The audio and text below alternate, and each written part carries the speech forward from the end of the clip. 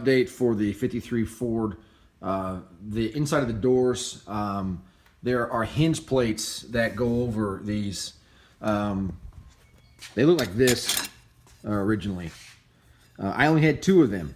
It's just a piece of 16 gauge steel.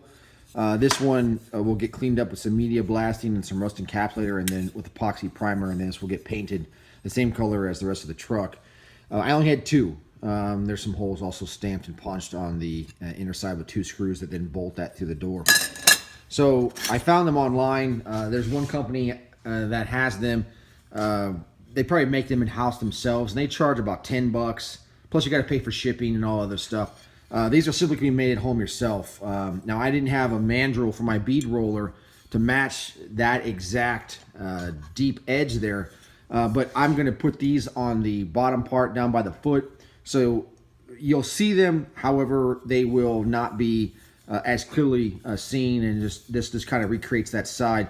So what I did is I used my bead roller with the mandrels here to make the center, but I went ahead and just measured it out. I went ahead and cut the steel, bent it, crimped it there, and then on here rolled my hinge edge to fit inside the door. And it actually fits fairly well. And the lighting here kind of sucks, but otherwise that fits well. I'll stamp and put the screws in there, and then this will actually end up going down on the very bottom. So that way that part's recreated and saves time.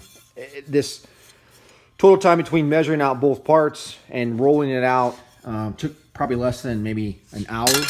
What I would recommend doing if you're going to be doing some bead rolling to recreate some parts or fabrication is make sure you always test out with a piece of test steel, just to kind of make sure you've got the proper edge, the proper speed at which you're turning. This has a hand crank, and there are some that may be motor operated, but this one allows you to kind of test your edges, see how much pressure you have to exert, because you will apply the pressure over time, not all in one. You won't make this in one pass. This will take several passes. You have to make sure that you adjust so you don't strip out the screw and damage your tools. They're too expensive to break.